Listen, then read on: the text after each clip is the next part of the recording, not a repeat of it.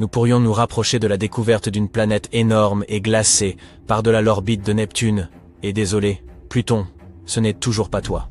Récemment, une cartographie de l'univers utilisant les données d'un télescope hawaïen a éliminé environ 78% des emplacements possibles de ce mystérieux UH Charlie de l'espace. Certains l'appellent planète 9, tandis que d'autres préfèrent planète X. Quoi qu'il en soit, elle est sujette à controverse depuis que son existence a été suggérée pour la première fois. Et c'est principalement dû au fait qu'aucune étude jusqu'à présent n'est parvenue à répondre à la grande question. Existe-t-elle, vraiment? Si elle devait être découverte, la planète 9 serait classée comme la 5e plus grande planète de notre système solaire, avec une masse 10 fois supérieure à celle de la Terre. On pense également qu'elle serait gazeuse, tout comme Uranus. Une étude initiale de la planète 9, datant de 2016, suggère que cette nouvelle planète colossale aurait une orbite 20 fois plus éloignée du Soleil que Neptune, qui se situe à environ 4,5 milliards de kilomètres. En conséquence, la planète 9 mettrait entre 10 000 et 20 000 ans pour accomplir une seule orbite autour du Soleil. Si son existence était prouvée, ce monde encore inconnu dominerait une région plus vaste que n'importe quelle autre planète connue dans notre voisinage cosmique. Toutes ces hypothèses sont bien intrigantes, mais sans la moindre preuve ou observation permettant de les étayer. Avant de les rejeter comme de simples suppositions farfelues, il est important de noter que les chercheurs se sont appuyés sur des modèles mathématiques complexes et des simulations informatiques pour spéculer sur les caractéristiques de cette planète. Parce que c'est ça que font les scientifiques. L'existence de cette hypothétique planète expliquerait diverses interactions mystérieuses observées au-delà de Neptune. Nous parlons spécifiquement de la ceinture de Kuiper, une immense région en forme d'anneau, remplie de débris glacés datant de la formation du système solaire y compris des comètes et des planètes naines comme Pluton. Ce qui se passe, c'est que les 6 objets les plus éloignés dans la ceinture de Kuiper présentent des orbites elliptiques, qui sont toutes orientées vers une direction similaire de l'espace physique et inclinées d'environ 30 degrés vers le bas par rapport au plan orbital de nos 8 planètes connues. Ce qui n'est pas anodin, c'est que malgré leurs vitesses d'orbite distinctes autour du Soleil, ils conservent cet alignement. La probabilité qu'un tel concordance se produise par hasard est extrêmement faible, environ 0,007%. Ainsi vient la théorie de la planète 9. Un corps céleste massif hypothétique qui offre une explication plausible à cet étrange phénomène, en exerçant potentiellement une attraction gravitationnelle qui façonne ses orbites. La théorie initiale n'a pas fait long feu face à des accusations de biais d'observation et d'erreurs de calcul. Puis, en 2017, une autre étude a émergé, ravivant l'idée que peut-être, après tout, la planète 9 se trouverait bien là quelque part. Cette fois, des astronomes espagnols ont tenté une approche innovante, en se concentrant sur l'observation d'objets transneptuniens extrêmes. Ces corps célestes orbitent autour du Soleil dans des trajectoires elliptiques très étirées, avec des distances moyennes excédant les 22 milliards de kilomètres. Leurs recherches suggèrent que la distance entre les nœuds orbitaux de ces objets et le Soleil pourrait nous fournir des indices sur l'emplacement de la planète 9. Voyez-vous, ces nœuds sont les points où l'orbite d'un corps céleste entrecroise le plan du système solaire. Lorsque ces objets atteignent un tel point, ils sont plus susceptibles d'interagir avec d'autres corps célestes du système, qui peuvent provoquer des changements significatifs dans leurs orbites, voire même des collisions. Alors, si la trajectoire de ces objets transneptuniens extrêmes reste stable, tout va bien. Mais si ce n'est pas le cas, eh bien, c'est un signe qu'autre chose, quelque chose de gros, perturbe leur orbite.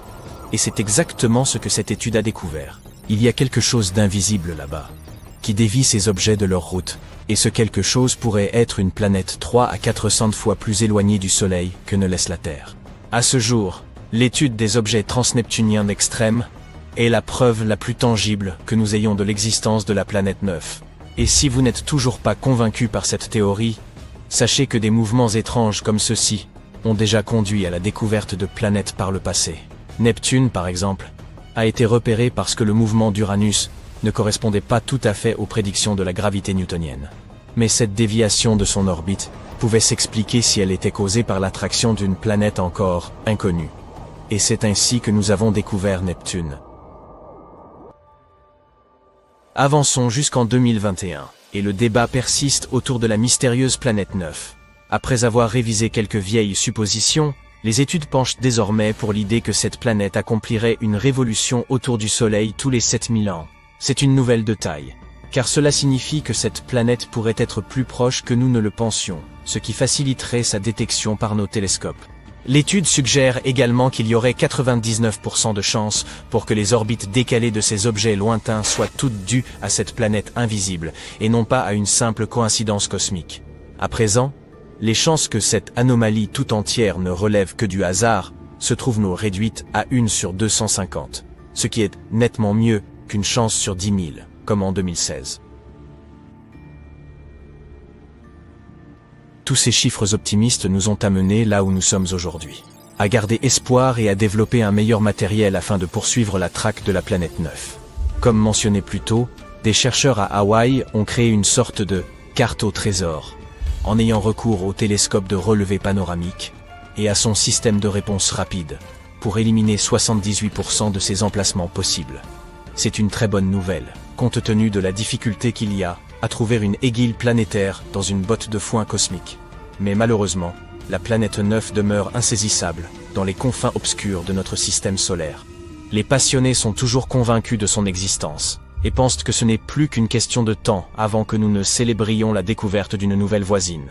Ils fondent leurs espoirs sur l'observatoire Vera C. Rubin, qui est actuellement en construction au Chili, et qui devrait être pleinement fonctionnel d'ici la fin de l'année 2025. Au cours des 10 prochaines années, cet observatoire balayera l'intégralité du ciel de l'hémisphère sud toutes les quelques nuits avec un télescope de 8 mètres, équipé de la plus grande caméra numérique au monde. L'idée est de cataloguer tout le système solaire, jusqu'au-delà de Neptune, et de suivre les mouvements de millions d'objets célestes, y compris les débris spatiaux, les astéroïdes, les comètes et les autres étoiles. Si la planète 9 se trouve effectivement là-bas, ce télescope de nouvelle génération pourrait être celui qui y parviendra. L'existence de cette mystérieuse planète est loin d'être acceptée par toute la communauté scientifique. C'est simplement parce que la planète 9 n'est pas la seule explication aux phénomènes étranges qui se produisent par-delà Neptune. Une théorie suggère qu'un groupe d'objets distants, tels que des planètes naines, des comètes ou des lunes, pourrait influer collectivement sur les orbites des objets transneptuniens extrêmes. D'autres croient qu'un trou noir serait à l'origine de tout cela. Ces masses ultra compressées sont parmi les objets les plus denses de l'univers, potentiellement capables d'affecter les orbites d'autres objets, comme on le suppose pour cette fantomatique planète 9. Une autre théorie audacieuse suggère que notre compréhension actuelle des lois de la gravité serait erronée, ou plutôt incomplète. Cette dernière, connue sous le nom de dynamique newtonienne modifiée, propose que ces distants objets glacés exhiberaient ce comportement étrange, non pas en raison de l'ingérence d'une autre planète, mais plutôt parce que l'immense champ gravitationnel de la Voie lactée influe sur eux. Toutefois, même les partisans de cette théorie reconnaissent qu'il est trop tôt pour en tirer des conclusions définitives, et des recherches beaucoup plus approfondies sont encore nécessaires. Alors que nous poursuivons sans relâche notre traque de la planète 9, certains astronomes y sont allés encore plus loin, en suggérant l'existence d'une hypothétique planète Dix. Celle-ci aurait une masse et une taille similaires à celle de Mars ou de la Terre, et se trouverait aux confins de la ceinture de Kuiper. Mais voici le truc. Si cette supposée planète Dix est effectivement aussi réduite que les scientifiques le pensent, elle pourrait ne pas avoir une gravité suffisante pour dégager son orbite des débris environnants. Et c'est assez semblable à ce qui se passe avec Pluton. C'est l'une des raisons pour lesquelles elle a été rétrogradée en 2006. Alors, en effet, mieux vaut ne pas trop s'emballer. Cette prétendue planète Dix pourrait finir par être classée comme une autre planète naine. Pendant des milliers d'années, les hommes ne connaissaient que les planètes, Mercure, Vénus, Mars, Jupiter et Saturne, qu'ils pouvaient observer à l'aide de simples télescopes ou même à l'œil nu si les conditions étaient réunies. Mais en 1781, un célèbre astronome, Sir William Herschel, a découvert une nouvelle planète de couleur bleu glacé. Au début, les gens ont cru qu'il s'agissait d'une étoile, mais par la suite, ils ont réalisé qu'il s'agissait d'une planète. Aujourd'hui, nous la connaissons sous le nom d'Uranus, une planète qui se trouve plus de 19 fois plus éloignée du Soleil que ne l'est la Terre. Elle est si loin qu'il lui faut 84 ans pour faire le tour du Soleil. Cet astronome a également découvert de nombreuses autres choses intéressantes dans l'espace, comme des étoiles doubles et des nébuleuses. Au milieu du 19e siècle, les savants ont remarqué que quelque chose tirait Uranus et modifiait étrangement son orbite. Ils ont pensé qu'il devait exister une autre planète dans l'espace, et ils ont fait appel aux mathématiques pour prédire où elle se trouverait. Finalement, ils ont découvert Neptune à l'aide d'un télescope en 1846. Elle était trop peu visible à l'œil nu en raison de son éloignement du Soleil. Tout cela était si excitant. Qui sait combien d'autres planètes pourraient se trouver là, tapis dans l'obscurité de notre propre système solaire. Au milieu du 19e siècle, des astronomes ont remarqué qu'il se passait quelque chose d'inhabituel dans le ciel. Une petite planète tellurique, nommée Mercure, se comportait de manière bien étrange. Elle ne suivait pas l'orbite prévisible que l'on attendait d'elle. L'un des astronomes se trouvait être un brillant scientifique français, Urbain Le Verrier. Il a émis une théorie selon laquelle il pourrait bien se trouver une autre planète dans notre système solaire que personne n'avait encore découverte, et elle serait située quelque part entre Mercure et le Soleil. Cette planète hypothétique, qu'il a baptisée Vulcain en référence au dieu romain de la forge, aurait une surface incroyablement chaude, et elle pourrait constituer une explication potentielle au comportement étrange de Mercure. Il n'a jamais vraiment prétendu que Vulcain était la seule chose capable de perturber l'orbite de Mercure. Mais excités par la possibilité de découvrir une nouvelle planète, les astronomes du monde entier se sont emparés de l'idée. Les gens se sont alors engagés dans une grande quête d'informations au sujet d'une planète qui n'existait pas. Certains savants ne pensaient pas qu'il était possible qu'ils aient pu manquer une autre planète aussi grande que Mercure. Il aurait été difficile de ne pas la remarquer jusqu'à ce moment. Mais il y existait une infime chance qu'une planète plus petite existe à l'intérieur de l'orbite de Mercure et qu'elle soit trop proche du Soleil pour que quiconque puisse la voir. Selon une théorie, elle se trouverait à environ 13 millions de kilomètres du Soleil.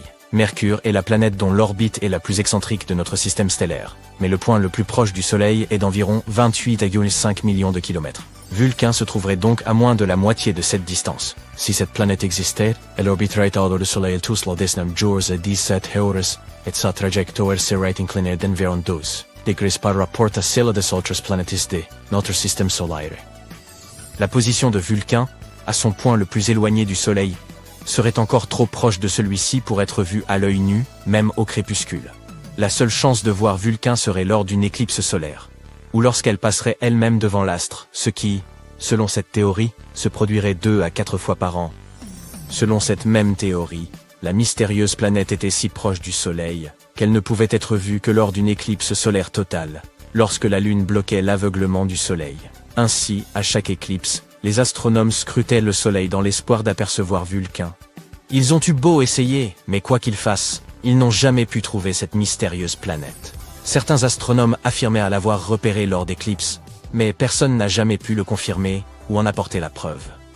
La théorie de Vulcain a peu à peu sombré dans l'oubli. Einstein avait une autre idée en tête. Tu connais sa théorie de la relativité générale, n'est-ce pas? C'est là qu'il a affirmé que la gravité n'était pas une sorte de force naturelle, mais le résultat de la courbure de l'espace-temps, due à la présence de corps spatiaux supermassifs, comme les planètes et les étoiles. Les planètes tournent autour du Soleil, dans leur orbite habituelle, parce que l'espace-temps est courbé. Ce qui signifie que les planètes tombent en quelque sorte vers l'étoile centrale de notre système solaire. Et Einstein a tenté d'expliquer l'orbite inhabituelle de Mercure, à l'aide de sa propre théorie de la relativité. Contrairement aux autres planètes de notre système solaire, l'orbite de Mercure n'était pas circulaire. Au lieu de cela, elle semblait osciller légèrement, comme si une force invisible l'attirait. Selon Einstein, ce phénomène aurait pu être dû à la gravité colossale de notre Soleil, qui courbe la fabrique de l'espace-temps autour de lui. Selon lui, il était possible que cela modifie légèrement l'orbite de Mercure. Il aura fallu un certain temps à la communauté scientifique pour éprouver cette théorie, mais elle s'est finalement imposée comme l'explication la plus plausible. Bien que la théorie d'Einstein ait fourni une explication plus élégante à l'étrange orbite de Mercure, certains scientifiques continuaient à croire en Vulcain. Il était d'autant plus difficile d'abandonner l'idée que Mercure est également la planète la plus difficile à observer d'où nous nous trouvons. Et par la suite, de plus en plus de chercheurs ont commencé à accepter la théorie d'Einstein en dépit de leurs convictions.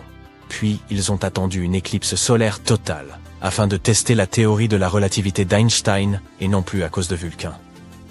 Vulcain n'est d'ailleurs pas la seule planète hypothétique dont tout le monde ait un jour parlé.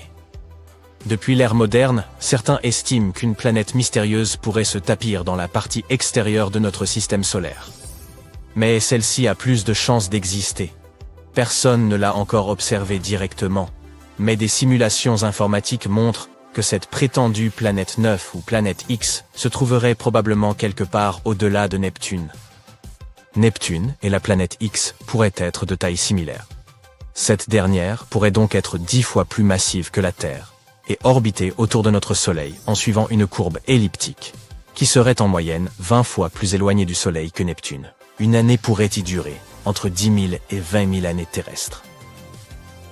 À titre de comparaison, une année sur Neptune dure 165 années terrestres. Un objet de cette taille, se déplaçant par-delà Neptune, pourrait expliquer les orbites étranges de certains objets dans la ceinture de Kuiper. Cette ceinture est la zone de notre système solaire qui se situe au-delà de Neptune et de son orbite. On y trouve très probablement de nombreux astéroïdes, des comètes et d'autres corps plus petits, principalement constitués de glace. Il existe une autre planète hypothétique, baptisée Nibiru. Tu te souviens de ces rumeurs de fin du monde en 2012 ? L'un des scénarios les plus populaires était celui de Nibiru qui, d'après certains, était censé frapper notre planète à la fin de l'année. Bien sûr, rien ne s'est produit, nous sommes toujours là, mais l'idée de Nibiru semblait intéressante. Ces histoires ont commencé en 1976, lorsqu'un homme du nom de Zecharia Sitchin a mentionné Nibiru dans son livre « La 12e planète », affirmant qu'elle orbitait autour du Soleil tous les 3600 ans. Mais il n'existe aucune chance qu'une planète avec une orbite aussi excentrique ne perturbe pas les autres planètes de notre système solaire avec sa propre gravité. Et si elle s'approchait vraiment si près de la Terre en 2012, nous étions censés pouvoir la distinguer à l'œil nu. Des calculs simples ont montré que Nibiru aurait été presque aussi brillante que Mars dans sa plus faible luminosité, et plus brillante que les étoiles les plus faibles que l'on puisse observer en ville. Peut-être aurons-nous plus de chance dans les 3500 ans à venir. En 2011, une comète du nom d'Helena est apparue, et dont beaucoup ont pensé qu'elle pouvait être la fameuse Nibiru. Mais lorsqu'on observe les comètes et les planètes au télescope, on s'aperçoit qu'elles ont une apparence différente. La comète possède une chevelure, qui est une atmosphère gazeuse, ainsi qu'une queue, ce dont une planète est pourvue. De plus, cette comète n'a pas percuté la Terre. Elle s'est approchée trop près de notre Soleil, puis s'est désintégrée. Les débris restants continueront à se déplacer vers le système solaire externe pendant les 12 000 prochaines années.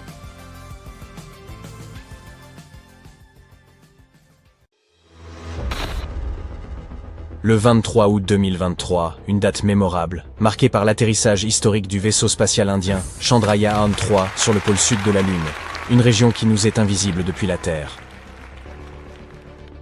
Pourquoi cette zone lunaire intrigue-t-elle tant les scientifiques ? La réponse réside dans son trésor caché, de la glace lunaire. Ce secteur est supposé en contenir davantage que le pôle Nord. L'enthousiasme des scientifiques est donc compréhensible. Cette glace constitue une précieuse source d'eau gelée, essentielle pour établir une base lunaire permanente, voire même pour alimenter des missions à destination de Mars. Les scientifiques connaissent l'existence de cette glace depuis plus de 2 décennies, depuis qu'une sonde spatiale de la NASA est tombée dessus par accident au cours d'une mission. Puis, en 2018, l'agence spatiale a partagé ses conclusions et confirmé avec certitude l'abondance d'eau dans le pôle sud lunaire. Imaginez les futurs colons lunaires exploitant cette ressource afin de soutenir la vie dans ce désert spatial aride. Par ailleurs, en décomposant l'eau en oxygène et en hydrogène, nous pourrions obtenir de l'air et du carburant pour fusées. Cela rendrait les missions lunaires plus réalisables et autonomes. De plus, cette glace ancestrale, peut-être aussi vieille que la Lune elle-même, offre une fenêtre fascinante sur le passé, susceptible de révéler les mystères profonds de la Lune et de la Terre. Mais il s'avère que l'eau n'est pas du tout rare dans l'espace. De nombreuses planètes pourraient potentiellement abriter la vie. Nous le savons grâce à la détection de vapeur d'eau autour des étoiles, dont la composition est remarquablement similaire à celle de l'eau présente dans notre propre système solaire. Cette découverte suggère que l'eau sur Terre provient initialement de l'espace. Elle se forme autour des étoiles dans un nuage de vapeur extrêmement chaud, puis se transforme en glace, qui se fixe à de minuscules particules de poussière. Ces particules s'agglomèrent au fil du temps pour devenir de plus gros objets, comme des comètes et des planètes. Certaines de ces formations, en effet, deviennent les corps célestes de notre propre système solaire. C'est ainsi que l'eau se répand à travers l'univers. Et c'est probablement ainsi qu'elle est arrivée sur notre planète, et sur la Lune. Les scientifiques pensent que la glace lunaire pourrait avoir voyagé jusqu'ici il y a bien longtemps, peut-être transportée par des astéroïdes riches en eau qui ont percuté la surface lunaire. Tout cela a de grandes implications pour nous. Le pôle sud de la Lune représente un site idéal où établir une base lunaire durable. Imaginez des dômes en briques, connectés par des tunnels souterrains, et peuplés de gens s'affairant à pianoter sur des ordinateurs. D'autres parcouraient le paysage lunaire dans leur Jeep, en route pour extraire de précieuses ressources. Nous avons quelques idées vraiment intéressantes sur la manière de construire cela. Au lieu de transporter des abris lourds et coûteux depuis la Terre, pourquoi ne pas adopter une approche plus efficace? Au fil de notre longue histoire, à chaque exploration de nouveaux territoires, nous avons toujours su exploiter les ressources locales afin de survivre et de prospérer. C'est ainsi que nous nous sommes étendus à travers notre propre planète. Pourquoi ne pas appliquer la même stratégie à la Lune? Vous vous demandez peut-être quelles ressources la Lune pourrait offrir. Nous savons qu'il s'y trouve de la glace, qui peut être transformée en eau, mais la Lune manque cruellement d'une végétation luxuriante et de nourriture comestible. Cela peut ne pas sembler évident, mais la Lune a effectivement quelque chose à offrir. Des ressources minérales et une abondance de lumière solaire. Contrairement à la Terre, où le soleil se lève et se couche quotidiennement, les pôles lunaires offrent un spectacle unique. Le soleil y transite gracieusement le long de l'horizon toute la journée, fournissant ainsi une source d'énergie quasi ininterrompue. Imaginez vivre dans un monde baigné d'une lumière solaire perpétuelle. Les panneaux solaires vont adorer. Et moi, peut-être pas autant. Par ailleurs, nous pouvons utiliser non seulement la lumière du soleil, mais aussi sa chaleur. À vrai dire, nous devrions vraiment tout exploiter. Si nous avons un excédent de métal lors de la production d'oxygène, trouvons également une utilité à ce métal. Nous devons traiter l'environnement de manière responsable, non seulement sur Terre, mais aussi sur la Lune. C'est pourquoi les scientifiques apprennent à transformer la ressource lunaire la plus abondante, le régolithe, en briques solides. Ils se sont montrés très inventifs pour découvrir comment façonner des briques lunaires. Les chercheurs envisagent d'utiliser la chaleur du soleil pour faire fondre la poussière lunaire, couche après couche, en créant essentiellement une imprimante 3D pour la poussière lunaire. Les ingénieurs ont également conçu des briques en utilisant des fours solaires et en bombardant le sol lunaire de micro-ondes. Ils sont devenus très habiles à cela. Peut-être qu'un jour nous établirons une petite usine de briques sur la Lune et construirons des maisons en régolithe. Ce serait comme Minecraft dans la vie réelle. Dès que vous trouvez un nouveau matériau intéressant, vous construisez une petite maison avec. Si cela réussit, ces briques pourraient être utilisées pour construire des bâtiments entiers, en recouvrant potentiellement des modules gonflables, ou en donnant une seconde vie à des atterrisseurs abandonnés. Alors, les astronautes devront-ils devenir des maçons qualifiés? Pas nécessairement. Il nous faudra créer un système automatisé de robots travaillant en collaboration. Les humains superviseront bien sûr le chantier.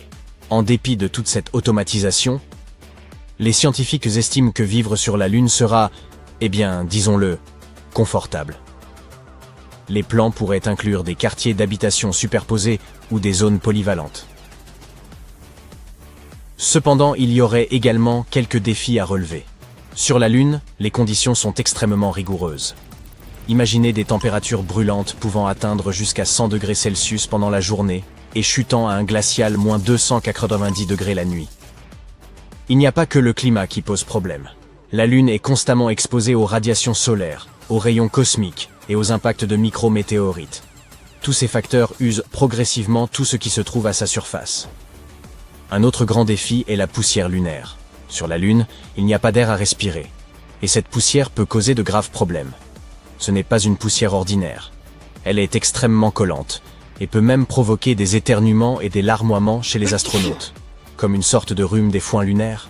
De plus, elle peut endommager les équipements et les combinaisons spatiales. Ce n'est pas une chose à prendre à la légère. Les scientifiques ont découvert que cette poussière était produite lorsque des météores frappaient la Lune, créant ainsi de minuscules particules et des éclats de verre tranchants. Elle est toxique, et ces petites particules peuvent flotter dans la faible gravité lunaire, rendant la respiration difficile. Contrairement à la Terre, la Lune n'a ni vent ni pluie pour nettoyer cette poussière. Les chercheurs s'attellent donc à ce problème pour découvrir comment empêcher cette nuisance de compromettre leur mission. Il y a plus à cet havre lunaire qu'il n'y paraît. Les scientifiques souhaitent également explorer les mystères des ondes électromagnétiques à basse fréquence présentes là-bas. Ces ondes sont des murmures provenant des confins de l'univers. Des signaux insaisissables qui nous sont restés cachés depuis la nuit des temps. Jusqu'à présent, nous n'avons capté qu'une cacophonie de bruits de fond radio. Mais sur la face cachée de la Lune, nous pourrons enfin les enregistrer et les étudier. Étudier ces ondes aidera les chercheurs à dévoiler les secrets des origines de l'univers. Il ne s'agit pas simplement de la Terre ou de la Lune, mais de remonter au tout premier commencement de notre monde. Notre nouveau laboratoire lunaire pourrait nous aider à redéfinir de façon permanente notre compréhension du cosmos. La NASA a de grands projets pour la Lune. La mission Artemis a effectué un retour réussi sur Terre en décembre 2022, après près d'un mois dans l'espace, voyageant bien au-delà de la Lune. Cette mission a éprouvé les capacités des dernières avancées techniques qui nous aideront à explorer la planète Mars. L'objectif d'Artemis est d'établir une présence durable sur la Lune. La NASA ambitionne de créer une passerelle, comme une station spatiale en orbite autour du satellite, pour faciliter les atterrissages. Il est prévu qu'Artemis 2 transporte des astronautes en orbite lunaire en 2024. Et lors d'Artemis 3, qui devrait avoir lieu au milieu de la décennie, 2 astronautes se poseront près du pôle sud de la Lune. Il est tout à fait possible qu'une base lunaire soit construite au cours des années à venir. Alors, restez à l'écoute. Ouvrez grand vos oreilles. Quelque chose est sur le point de se produire, qui pourrait bouleverser tout ce que nous avons jamais cru savoir sur l'espace et le temps. Vous avez entendu parler des trous noirs, n'est-ce pas? Ces phénomènes denses au-delà de l'imaginable qui se trouvent généralement au cœur des galaxies. 2 d'entre eux, situés à 9 milliards d'années-lumière de la Terre, devraient entrer en collision. Et oh là là, qui voudrait être présent pour assister à cela? Mettons une chose au clair, les trous noirs sont les objets les plus puissants de tout l'univers, du moins à notre connaissance. S'ils décidaient tout à coup de rouler des mécaniques, nous serions tous condamnés. Un trou noir était autrefois une immense étoile qui a implosé en une supernova, ce qui signifie que l'étoile s'est effondrée sur elle-même, et que l'immense énergie dégagée a créé un trou noir à sa place. En passant, les trous noirs n'aspirent pas les objets à la manière des aspirateurs, c'est un mythe répandu. Si nous remplacions notre Soleil par un trou noir au centre du système solaire, pas grand-chose ne changerait. Sauf que nous gèlerions tous probablement. Mais les trous noirs peuvent de faire quelque chose de bien pire qu'aspirer des objets. Ils pourraient anéantir l'univers en lui-même. Si un trou noir suivait la chronologie habituelle, il passerait de sa création à sa disparition totale. Mais ce processus est extrêmement lent. On parle de milliards et de milliards d'années avant qu'un trou noir ne perde l'entièreté de sa masse. Cela se produit car ils en perdent constamment, à chaque seconde qui passe. Les trous noirs éjectent cette masse par rayonnement, tout comme une théière en ébullition perd son eau sous la forme de vapeur. Pourtant, les choses se déroulent rarement comme prévu, tant dans nos vies que dans l'univers lui-même, apparemment. Il ne serait donc guère surprenant de découvrir que 2 trous noirs sont sur le point de s'effondrer. C'est ce que les scientifiques ont récemment découvert. Et disons simplement que c'est l'une des raisons pour lesquelles la communauté scientifique a quelques sueurs froides. La première question qui vient à l'esprit est « Qu'est-ce que cela signifie pour nous autres humains? Une annihilation totale? Allons, ne soyons pas si dramatiques. Dans le meilleur des cas, nous pourrions vivre une expérience digne d'Interstellar. Personnellement, je ne dirais pas non. Revenons un peu en arrière pour comprendre comment cela pourrait se produire. Il y a 45 ans, un groupe de scientifiques a commencé à observer un comportement étrange provenant d'une galaxie très lointaine. Cette galaxie se trouve à 9 milliards d'années-lumière de distance, et son nom scientifique est très compliqué. SDSS J430+2303. Aussi l'appellerons-nous simplement la galaxie très lointaine. On pourrait se demander, comment les scientifiques ont-ils bien pu observer ce trou noir si lointain s'il n'émet aucune lumière? Bonne question. C'est parce que les trous noirs accumulent des disques de gaz autour d'eux, et ils rejettent une partie de cette matière dans l'espace. Ces jets peuvent être détectés à des distances de plusieurs millions d'années-lumière. Si ces jets de gaz chaud sont dirigés vers l'espace, alors les scientifiques donnent à ces trous noirs un nom spécial, celui de blazar. Un blazar en particulier a récemment captivé notre attention, le PKS 2131-021. Encore un nom à coucher dehors. Aussi l'appellerons-nous simplement Igor. Imaginez que vous soyez un scientifique de Caltech, observant un blazar à travers votre télescope radio, et que vous remarquiez son étrange comportement. Sa luminosité semble fluctuer, comme le tic-tac d'une horloge. Au début, vous ne comprenez pas ce qui se passe par là-bas, dans ce recoin éloigné de la galaxie, mais ensuite, vous réalisez qu'il doit y avoir un autre trou noir qui tourne autour du premier. En d'autres termes, les scientifiques ont découvert qu'Igor orbitait autour d'un autre blazar, Grichka, et la régularité de ce scintillement ne peut signifier qu'une chose. Ils sont proches de la collision. Et ça ne fait qu'empirer. On estime que chacun des deux blazars possède une masse équivalente à plusieurs centaines de millions de fois celle de notre Soleil. Vous voyez notre Soleil? Il est colossal, 33 000 fois plus massif que la Terre. Cela signifie que nous sommes confrontés à une chose qui dépasse l'entendement. Ce n'est pas la première fois que les scientifiques détectent un tel phénomène. En septembre 2015, l'observatoire LIGO a détecté une collision entre deux trous noirs. Chacun d'eux était aussi grand que 30 soleils, et l'équivalent de 3 masses solaires a été libéré lors de l'impact. Et devinez quoi? Cette onde gravitationnelle a traversé la Terre à la vitesse de la lumière, mais sans vraiment nous affecter. Peut-être que vous dormiez et avez brièvement ressenti quelque chose d'étrange, mais rien de significatif ne s'est produit sur notre planète. C'est parce que cette explosion était relativement faible. La vérité, c'est que la collision prévue entre Igor et Grichka générera des ondes gravitationnelles sans précédent à travers les galaxies, et elles atteindront notre système solaire. Mais de quoi cette onde de choc est-elle réellement capable? Elle pourrait empêcher notre Soleil de libérer du gaz pendant quelques minutes, ce qui signifie qu'il cesserait de réchauffer le système solaire. Imaginez que vous vous prélassiez une journée d'été, et que soudain, l'atmosphère se fige pendant quelques secondes. Ça ne semble pas très agréable, n'est-ce pas? Mais cette possibilité est en réalité moins inquiétante que la suivante. Dans l'un des scénarios les plus catastrophiques, l'explosion résultant de la collision entre Igor et Grichka pourrait rompre les liens qui unissent les atomes et tout désintégrer. Vous, moi, votre chat. Nous nous transformerions tous en petites particules flottant dans le vide spatial. Cela peut sembler terrifiant, mais les scientifiques affirment qu'un atome est constitué à 99% d'espace vide. Ça signifie que tout le monde sur Terre, nos 8 milliards d'êtres humains, ainsi que toutes les plantes, objets et animaux, sont composés à 99% de vide. Alors peut-être que tout ce qu'Igor et Grichka accompliraient, c'est de désolidariser tous nos atomes. Par ailleurs, l'explosion pourrait perturber le tissu même de l'espace-temps, tel que nous le connaissons. Vous vous souvenez d'Albert Einstein, n'est-ce pas, avec les cheveux et la moustache? C'est lui qui a formulé la théorie de la relativité. Il a découvert que le temps était relatif et dépendait toujours de l'observateur. Cela signifie que le temps ne serait pas identique partout dans l'univers. Mais pourquoi donc? Eh bien parce que la théorie de la relativité d'Einstein est également une théorie de la gravité. Einstein a découvert que la gravité représentait l'effet que les objets exercent sur le tissu de l'espace-temps.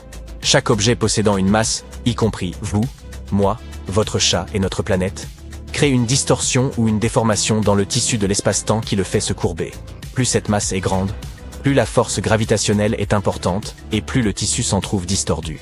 Cela peut sembler compliqué, mais c'est ce qui crée différentes perceptions de l'espace et du temps à travers le cosmos. C'est pourquoi vous vieilliriez différemment sur Terre et sur Jupiter. C'est aussi la raison pour laquelle le temps s'écoule très différemment pour les cosmonautes en longue mission spatiale comparé aux gens restés sur Terre. Une collision entre deux méga-blazars pourrait ainsi perturber notre perception de l'espace et du temps, en raison de l'immense force de ces ondes de choc gravitationnel. Sans parler du fait que les trous noirs représentent déjà une distorsion considérable dans le tissu de l'espace-temps. Vous vous souvenez de cette scène dans Interstellar, n'est-ce pas?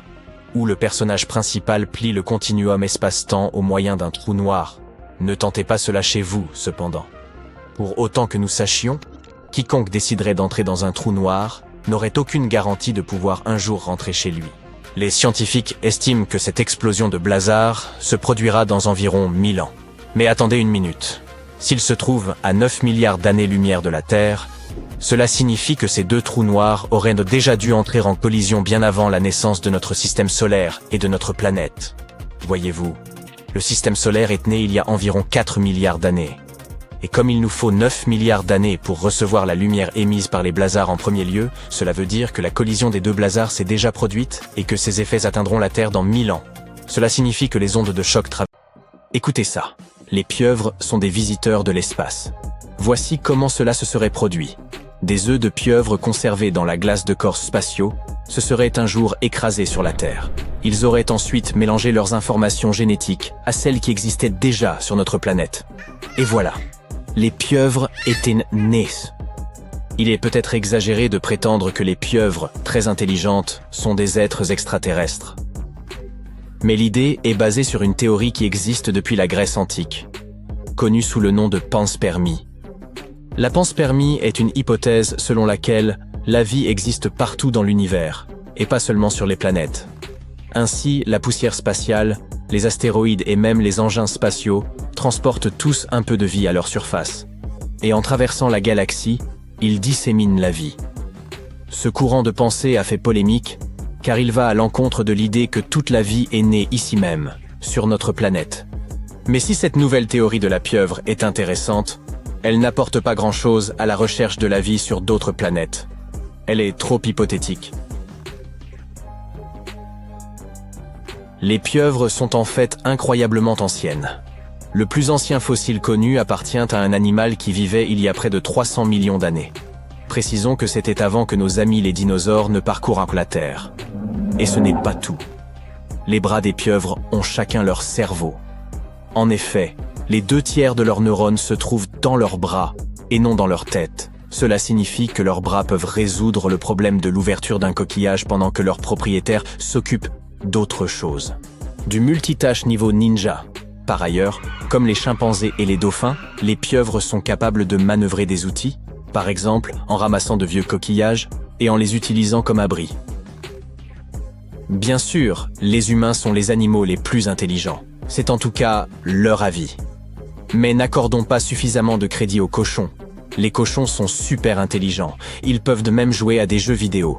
Non, pas à Minecraft. Dans le cadre d'une étude universitaire, des scientifiques ont demandé à 4 cochons de jouer avec un joystick. Ils devaient le manipuler de manière à ce qu'une balle en mouvement atteigne un mur. Et alors on leur donnait une friandise. Les cochons ont très bien réussi le test à la surprise des scientifiques. Les pigeons ont également réussi un test impressionnant. On les a entraînés à différencier un tableau de Picasso d'un tableau de Monet, ce qui ne leur a pas posé de problème. Ils ont ensuite été capables d'appliquer ces connaissances en identifiant des œuvres d'art qu'ils n'avaient jamais vues auparavant, ce qui signifie qu'ils comprenaient réellement la différence entre chaque peintre, et dire qu'on les considère toujours comme des parasites. Si l'on plaçait les kangourous dans un concours de l'aptitude la plus étonnante chez un animal, c'est eux qui gagneraient. Principalement parce qu'ils enfreignent la règle des 4 pattes. Une espèce particulière de kangourou, le kangourou roux, utilise sa queue pour se propulser vers l'avant. Il possède bien 4 membres, mais en pratique, il en utilise 5. Les kangourous utilisent naturellement leur queue comme un 5e membre, car elle est constituée de vertèbres articulées et de muscles. Bien sûr, il fallait que ce soit un animal australien. Blague à part, l'Australie abrite une variété d'animaux uniques, comme le serpent le plus venimeux du monde. Ce reptile pas si mignon est connu sous le nom de taipan du désert, et son venin suffirait à tuer une centaine d'adultes. Toujours dans le domaine des animaux dangereux, le continent abrite également l'une des araignées les plus venimeuses au monde, l'araignée à toile entonnoir. On la trouve non loin du centre-ville de Sydney. Aïe.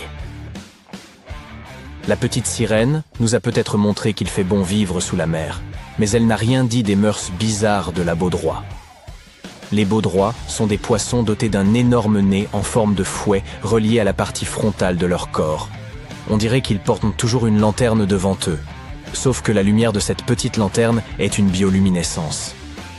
Et c'est loin d'être romantique, car les baudroies s'en servent pour attirer des poissons plus petits et en faire leur repas.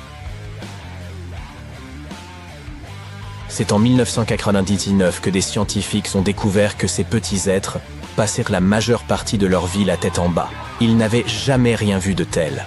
Ils planaient au-dessus du fond de l'océan Pacifique, à une profondeur d'environ 5000 mètres, là où il n'y a presque pas de lumière. Ils font cela parce que, comme ils vivent près du fond de l'océan, leur lanterne intégrée éclaire le sol quand ils cherchent de la nourriture. Ils sont peut-être bizarres, mais plutôt futés. Récemment, des scientifiques ont découvert une espèce animale qui n'a ni cerveau ni tête, et qui est pourtant très intelligente. On l'appelle l'ophure. Cette créature à 5 bras est un véritable paquet de nerfs. Lors d'une expérience, des chercheurs réduisirent la lumière au moment de nourrir des ophures avec leurs friandises préférées, de délicieuses crevettes. Après 10 mois de conditionnement, ces créatures sortirent de leur cachette dès que les scientifiques éteignaient la lumière dans la pièce. Elles espéraient déguster un bon repas. Nous ne devrions pas juger un cerveau à sa taille. Ou, en l'occurrence, à son absence. Il existe un phénomène connu sous le nom de comportement du chat orange. Et apparemment, il ne s'agit pas d'un simple mème. Jusqu'à présent, les scientifiques ont pu comprendre que la couleur du pelage est liée au sexe du félin. Et comme l'orange est un chromosome X, les chats oranges sont généralement des mâles. Comme Garfield. Le comportement du chat orange décrit les chats roux comme des agents du chaos. Là encore, c'est un peu comme Garfield. Mais aucune étude concluante n'a été menée pour savoir si ces deux choses sont réellement liées. En termes de vision, les crevettes mantes ont probablement la vision la plus psychédélique de tous les animaux. Ces créatures à drôle d'allure possèdent 16 variétés de photorécepteurs, dont 5 sont réservés au spectre ultraviolet ou UV. Les rayons ultraviolets sont des longueurs d'onde très courtes, invisibles pour l'homme. Ce que la science ne comprend toujours pas, c'est comment ces crevettes mantes perçoivent le monde qui les entoure. Certes, elles peuvent percevoir un grand nombre de couleurs, mais elles ne peuvent pas nécessairement distinguer toutes ces couleurs entre elles. Il se peut qu'elles voient simplement un grand nombre de couleurs très vives et très floues, mais nous n'avons pas encore trouvé le moyen de le vérifier. Dire que les paresseux sont mignons est un euphémisme. Ce sont peut-être les animaux les plus sympathiques de la jungle, mais ce n'est pas tout. Si vous regardez bien leur pelage, vous remarquerez des touches de vert. Ces reflets verts sont en fait de minuscules algues. Elles permettent à ces animaux de mieux se camoufler dans la jungle, mais elles les nourrissent également. Les petites fissures présentes dans la fourrure des paresseux sont un environnement parfait pour ces algues, et les scientifiques ont découvert des espèces d'algues qui n'existent nulle part ailleurs. Voilà quelque chose à quoi personne ne s'attendait. Au cœur du désert du Sahara, vous trouverez une petite créature connue sous le nom de fennec. Cet animal aux grandes oreilles s'est parfaitement adapté pour survivre dans son environnement hostile. Ses oreilles l'aident à dissiper la chaleur insupportable du désert et à chasser des proies souterraines. Regardez ce beau gosse. Contrairement à ce que son nom pourrait laisser penser, le panda roux est plus proche du raton laveur que du panda géant. Vous trouverez un grand nombre de ces créatures de la taille d'un chat dans la région de l'Himalaya. Ils sautent d'arbre en arbre et se blottissent les uns contre les autres pour se réchauffer dans ce climat très rigoureux. Ils sont doux et amicaux comme leurs cousins les pandas, et ils adorent le bambou. Et puis, il y a les abeilles. Comparé à celui des humains, le cerveau des abeilles est de la taille d'une tête d'épingle. Pourtant, elles sont capables de choses étonnantes. Supposons qu'une abeille manque d'énergie après un long vol. Cette abeille a désespérément besoin d'une goutte de miel. Mais, astucieuse comme elle n'a pas besoin de retourner à la ruche. Elle peut demander cette goutte à l'une de ses compagnes et continuer à voler. Ce type de système décentralisé leur permet de construire des sociétés très efficaces. Une société dans laquelle les abeilles n'ont pas besoin de faire la queue devant les alvéoles, par exemple. Eh oui! Imaginez un puissant géant comme le Soleil, confronté à un petit mais puissant adversaire, un petit trou noir. La collision est imminente et le sort du système solaire est en jeu. Le Soleil pourra-t-il résister à l'intense attraction gravitationnelle d'un petit trou noir, ou sera-t-il englouti tout entier? La réponse réside dans les forces en jeu dans cette collision cosmique époustouflante, et nous allons voir tout ça. Tout d'abord, qu'est-ce qu'un trou noir? Un trou noir est une région de l'espace où la gravité est si forte que rien, pas même la lumière, ne peut s'en échapper. Comme un aspirateur cosmique, il absorbe tout ce qui s'approche de lui. Il est si massif qu'il déforme le tissu de l'espace-temps tout autour de lui. les trous noirs sont parmi les objets les plus effrayants et mystérieux de l'univers. Une force puissante de la nature qui défie notre compréhension de la physique. Une véritable énigme de l'univers. Les trous noirs existent en différentes tailles. Il y en a des petits qui ne font que quelques kilomètres de large, et des très grands qui sont des milliards de fois plus massifs que le Soleil.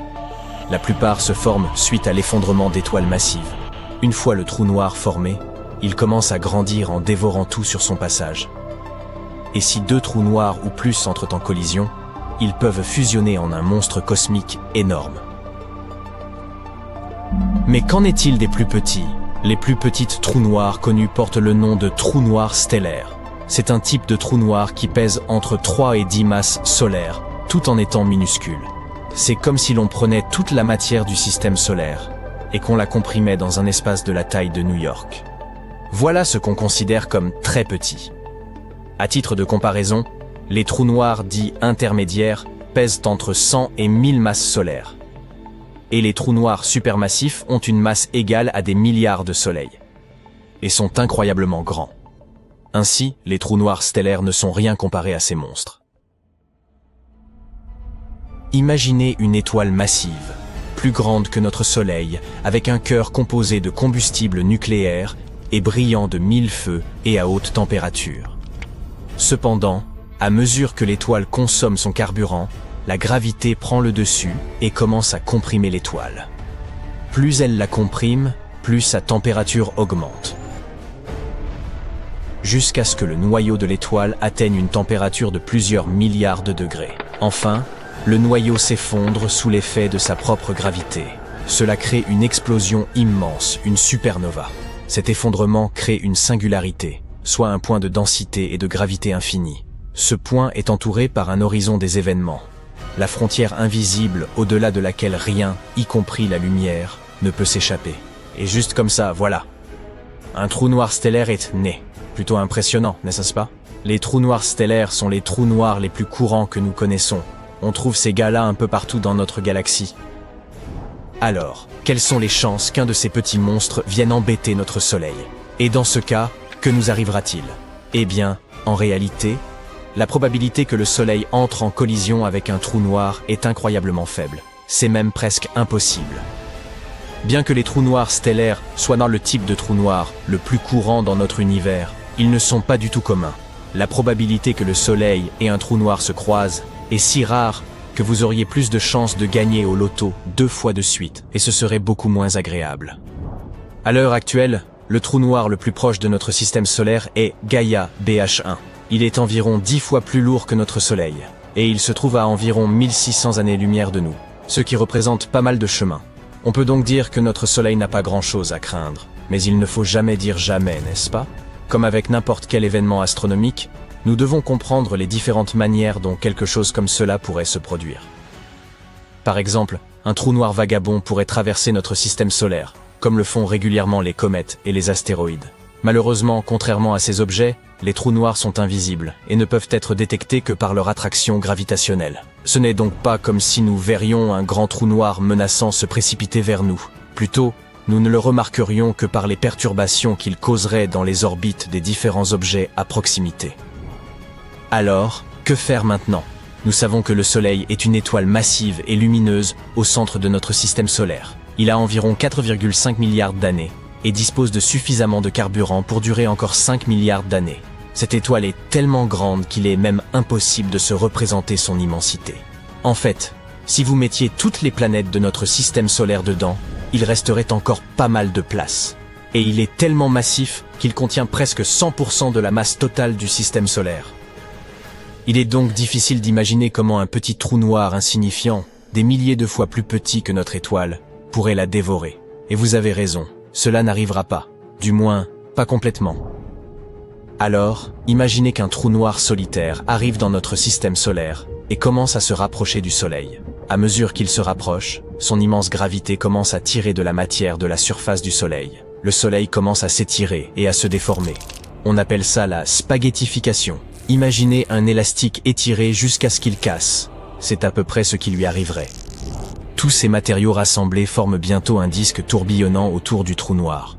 Un disque d'accrétion. À mesure que de plus en plus de matière est attirée, le disque se réchauffe et commence à émettre un rayonnement intense. Et à mesure que notre bel astre se laisse prendre dans ses sombres filets, d'énormes quantités d'énergie, sous forme de lumière et de chaleur, sont libérées. Le Soleil devient beaucoup plus lumineux et plus chaud.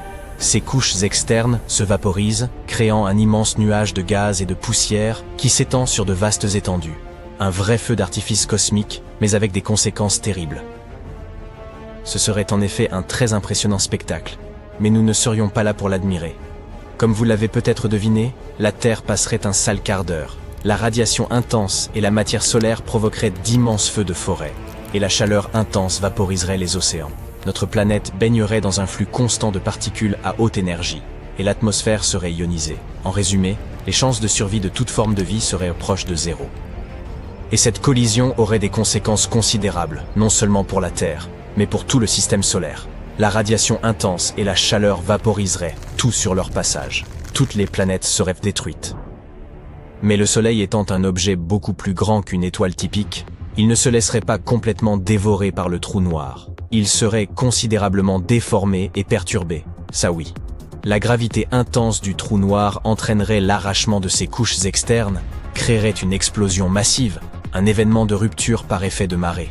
Mais de toute manière, à la fin, le trou noir l'emporterait. Il grandirait et un nouveau disque d'accrétion se formerait autour de lui. Comme nous l'avons vu, la collision du Soleil avec un trou noir, qu'il soit minuscule ou stellaire, serait un événement catastrophique. Mais heureusement, comme nous l'avons déjà mentionné, la probabilité d'une telle collision est extrêmement faible. Cependant, cela ne signifie pas que nous devions arrêter d'étudier les trous noirs et leur impact potentiel sur l'univers. Plus nous en apprenons sur ces objets mystérieux, mieux nous sommes équipés pour comprendre et prédire leur comportement. Alors continuons à rechercher, explorer et observer les profondeurs de l'espace. Et qui sait, peut-être qu'un jour nous tomberons sur un trou noir très curieux qui s'approchera un peu trop du Soleil. Espérons que d'ici là, nous soyons déjà sur une planète lointaine.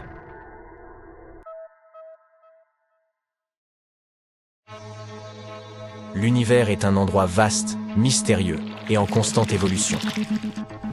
Mais tout comme nous avons des photos de nous quand nous étions bébés, les scientifiques ont également une photo de bébé de l'univers.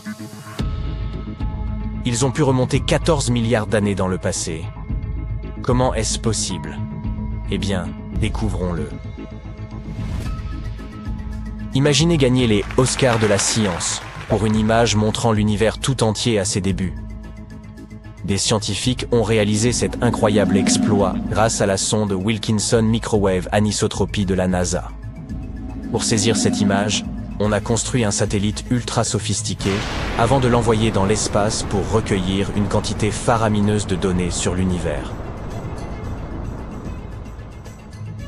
Cette image s'est avérée être un véritable trésor cosmique. Elle a aidé à résoudre certaines des plus grandes questions de l'univers et a également révélé de nouveaux mystères. Ces données ont confirmé notre modèle standard de cosmologie et nous ont appris que notre univers avait environ 13,7 milliards d'années. De plus, elles ont montré que les éléments de notre tableau périodique ne constituaient qu'une infime partie de la composition de l'univers. En toute honnêteté, ce n'est pas vraiment une photo au sens traditionnel du terme. Évidemment, nous ne pouvons pas photographier ce qui s'est passé il y a si longtemps. L'image dont nous parlons est ce que l'on appelle le fond diffus cosmologique, ou FDC. Le FDC s'apparente à une faible lumière qui emplit tout l'univers dans toutes les directions. De tels indices peuvent nous aider à comprendre comment l'univers a évolué pour devenir ce qu'il est aujourd'hui. Le FDC est une lueur observable depuis n'importe où. Lorsque vous regardez au travers d'un télescope ordinaire, l'espace entre les étoiles et les galaxies semble plutôt obscur. Mais avec un télescope radio sophistiqué, nous pouvons détecter que cet espace vide et sombre scintille d'une lueur diffuse et uniforme. Elle est tout autour de nous et ne provient d'aucune étoile ou galaxie. Le fond diffus cosmologique est le plus intense dans la partie micro-ondes du spectre radio. Il s'agit d'une merveille gelée, prodigieusement froide, à environ moins 270 degrés. Brrr, c'est plus froid que tous les hivers que vous ayez connus. Cette ancienne lumière s'est formée environ 380 000 ans après le Big Bang, lequel s'est produit il y a environ 14 milliards d'années. Nous regardons donc vraiment très loin dans le temps. À ses débuts, l'univers ressemblait à un épais brouillard de plasma surchauffé, atteignant presque 280 millions de degrés Celsius. Il faisait si chaud que les atomes ne pouvaient même pas encore exister. Seuls des électrons et des protons libres rebondissaient dans tous les sens. En raison de ce brouillard extrêmement chaud, toute lumière tentant de se propager était dispersée par ces électrons. C'était comme essayer de voir au travers d'un pare-brise embué. Puis, l'univers a commencé à se dilater dans toutes les directions, à l'image d'un ballon cosmique en constante expansion. Et cette expansion se poursuit encore aujourd'hui. À mesure que l'univers s'étendait, il se refroidissait également. Lorsqu'il a atteint l'âge de 380 000 ans, il s'était suffisamment refroidi pour que les électrons et les protons puissent s'associer. Ces petites particules ont commencé à se combiner, formant principalement des atomes d'hydrogène. Ce moment a marqué la transition vers un univers transparent, semblable à une grande baie vitrée. Cette transition magique est connue sous le nom d'époque de la grande recombinaison. Une fois cette ère brumeuse achevée, la lumière a pu librement voyager. L'univers est alors devenu un vaste terrain de jeu pour les photons, libres de rebondir et de se répandre.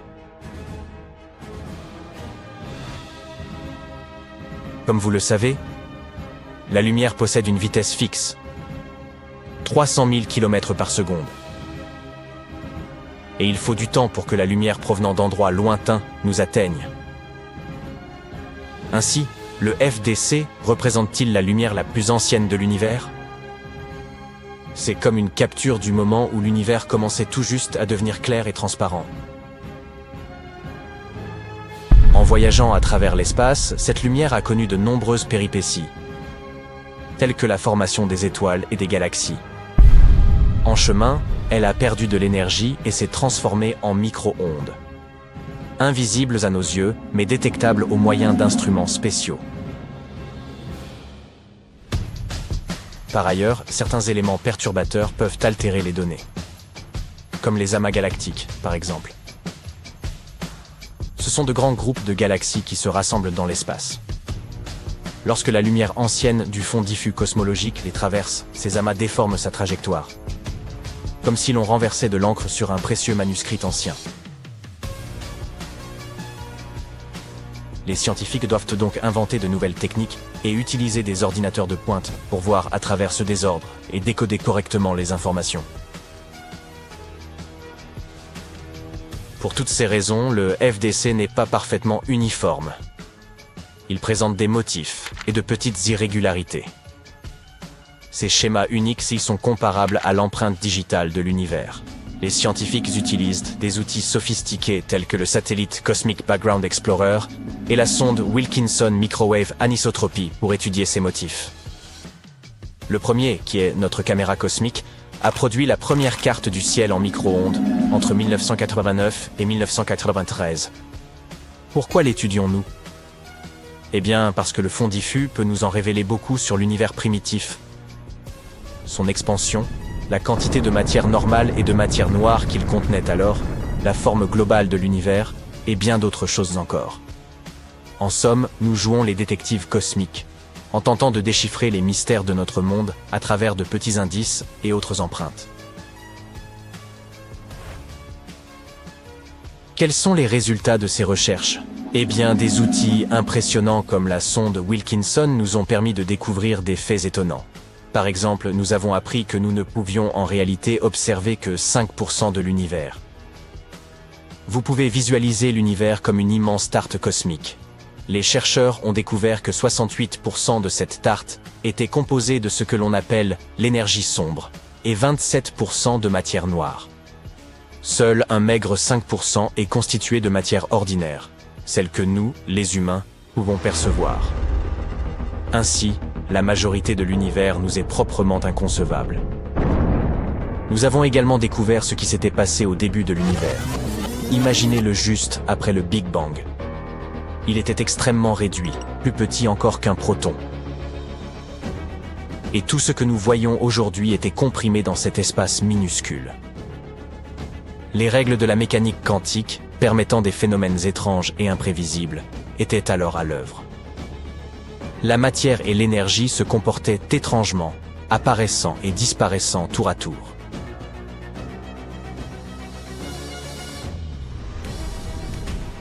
Puis, l'inflation cosmique s'est produite, et l'univers s'est soudain dilaté comme du pop-corn à l'échelle cosmique. Il est devenu un quadrillion de fois plus vaste, générant des vagues de chaos gravitationnel. Certaines de ces ondes gravitationnelles ont empli l'univers naissant, laissant des empreintes uniques dans la lumière du fond diffus. Et tout cela a été découvert grâce aux images du FDC. La NASA prévoit de poursuivre ses recherches sur les photos de bébés de l'univers, au moyen d'un observatoire innovant baptisé Piper, dont l'anagramme signifie « explorateur de polarisation de l'inflation primordiale ». Imaginez Piper comme un ballon spatial destiné à s'élever haut dans le ciel depuis Fort Sumner, au Nouveau-Mexique. Il est équipé de 2 puissants télescopes, placés dans un conteneur de la taille d'un jacuzzi rempli d'hélium liquide. Cet hélium est extrêmement froid, soit environ moins 270 degrés Celsius. Mais Piper est conçu pour tirer parti de ce froid, car il est extrêmement sensible. Sa mission ? Explorer les premiers instants de l'univers, dès sa première photo de bébé. Lorsqu'il se trouvera en orbite, Piper examinera le fond diffus cosmologique avec une précision minutieuse à la recherche des motifs cachés qui renferment les secrets de l'évolution de l'univers. Il scrutera ainsi jusqu'à 85% du ciel. Le lancement de Piper est prévu pour la fin septembre. Vous pourrez même suivre en direct le palpitant gonflage du ballon sur le site web de la Columbia Scientific Balloon Facility.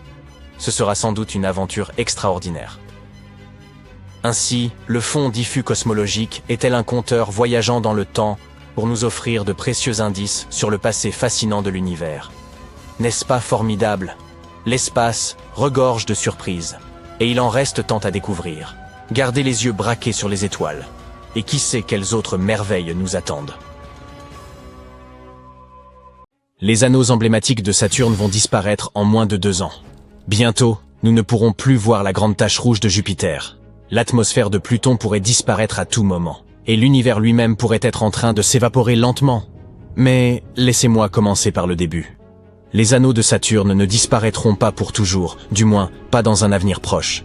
Mais ils disparaîtront de notre vue, ça oui. Ce phénomène aura pour cause l'inclinaison de la planète dans son orbite autour du Soleil.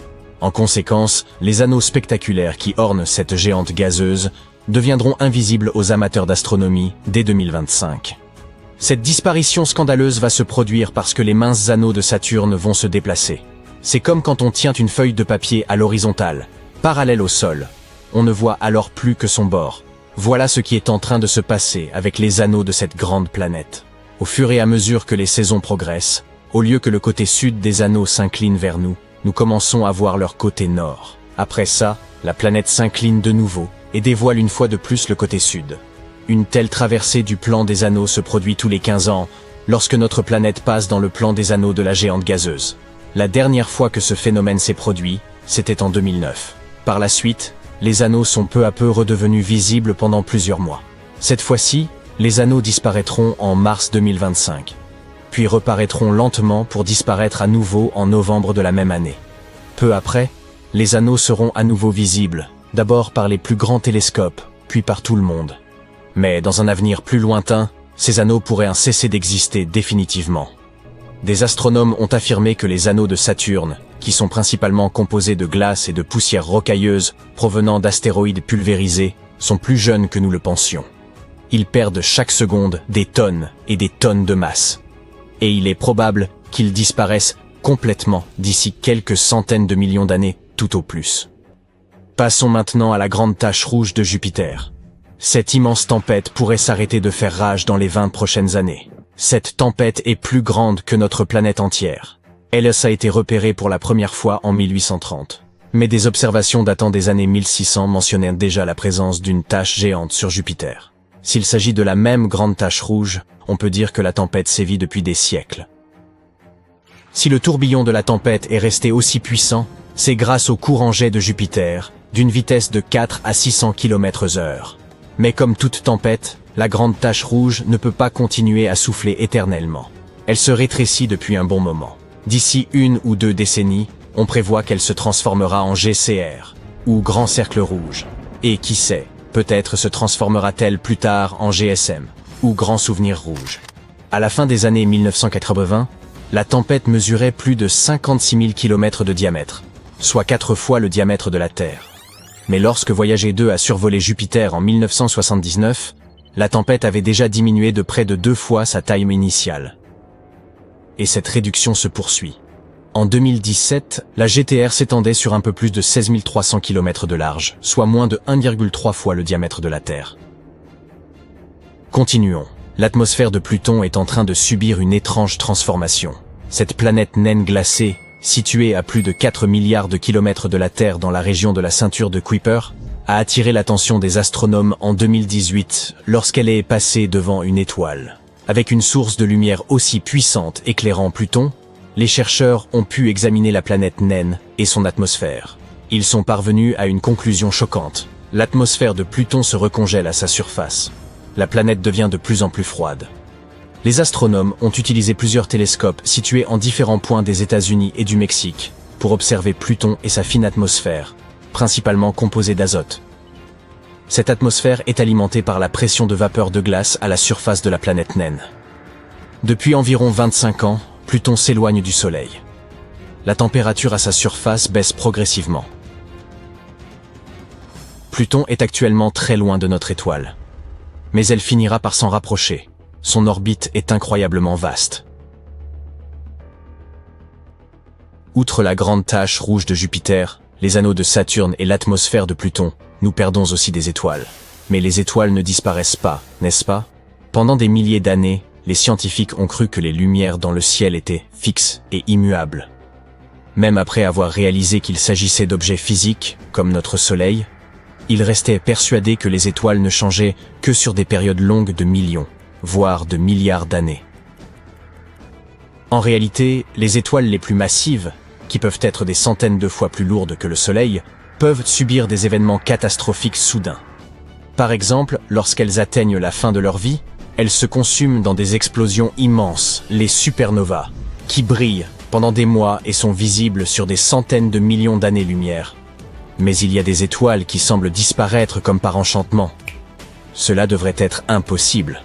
Ces dernières années, un groupe de chercheurs a tenté de déterminer si un tel phénomène pouvait réellement se produire. Ils ont commencé à comparer les données recueillies au cours de décennies d'observation. Le projet s'appelle VASCO et concerne les sources disparaissant et apparaissant au cours d'un siècle d'observation. Les scientifiques s'intéressent à toutes sortes d'objets qui disparaissent. Mais ils espèrent trouver une étoile qui a été stable et présente pendant une longue période, puis qui a disparu sans laisser de traces. Une étoile qu'aucun télescope surpuissant ne pourrait plus détecter. Notre compréhension actuelle de l'espace et de ses lois suggère que les étoiles se transforment très lentement sur de longues périodes de temps. Les disparitions spectaculaires sont censées laisser des traces visibles. Bien entendu, cela ne signifie pas que toutes les étoiles doivent briller de manière constante. Le ciel est rempli d'étoiles dont l'éclat change et qui pulsent, mais l'objectif de VASCO est tout autre.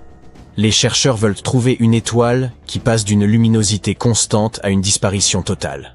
Un tel phénomène n'a pas encore été documenté, et une telle découverte pourrait déboucher sur une toute nouvelle physique. Nous allons maintenant parler de quelque chose de très inquiétant, à savoir de l'évaporation de l'univers.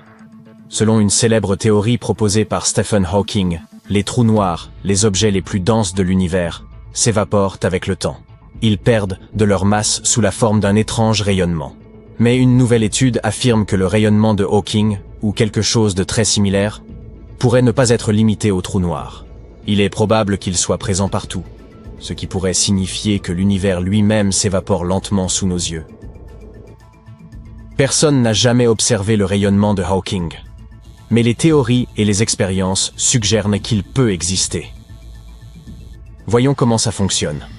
On croit à tort que les trous noirs sont des aspirateurs cosmiques qui engloutissent tout ce qui s'en approche de trop près grâce à leur immense force gravitationnelle.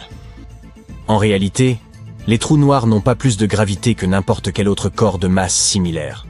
Ce qui les rend célèbres, c'est leur densité. Des quantités incroyables de masse entassées dans un espace minuscule. À partir d'une certaine distance, leur attraction gravitationnelle devient si puissante qu'il devient impossible de s'en échapper. Même la lumière n'est pas assez rapide, et c'est ce qu'on trouve de plus rapide dans l'univers. En même temps, tout objet suffisamment massif ou dense peut produire une sérieuse courbure de l'espace-temps. En d'autres termes, l'immense champ gravitationnel de ces objets fait que l'espace-temps s'enroule littéralement autour d'eux. Même si les trous noirs en sont l'exemple le plus extrême, l'espace-temps s'enroule également autour d'autres objets très denses, comme les naines blanches, les étoiles à neutrons et les amas de galaxies. Cela signifie que tout objet super dense et supermassif peut produire une sorte de rayonnement similaire au rayonnement de Hawking. Au bout d'une très longue période, tout l'univers pourrait s'évaporer, subissant le même sort que les vieux trous noirs supermassifs. Si cette hypothèse s'avère exacte, elle modifiera non seulement notre compréhension du rayonnement de Hawking, mais également notre vision de l'univers, de son avenir et du nôtre.